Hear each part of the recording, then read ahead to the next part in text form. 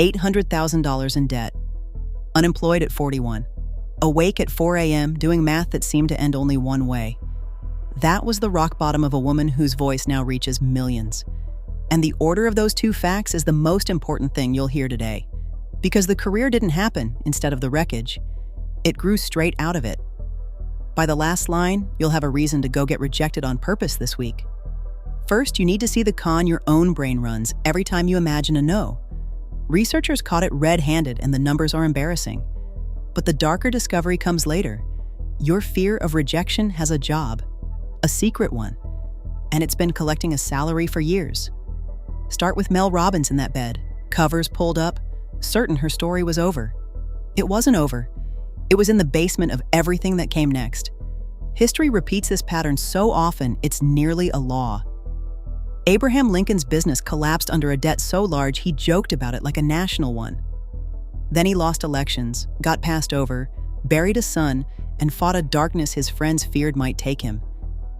And he kept walking into the next attempt because he'd grasped what rejection actually is. Weather, information, a comma. So here's your first tool.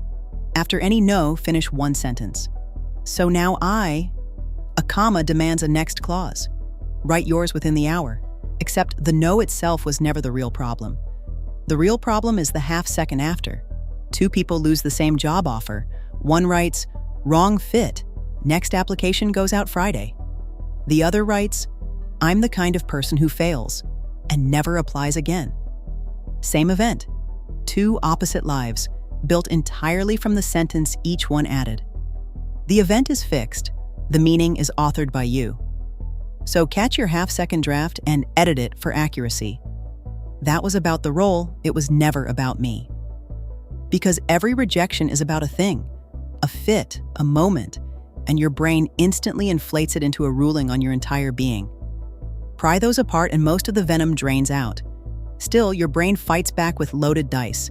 It runs a prediction engine called affective forecasting, and at forecasting pain, it is comically bad.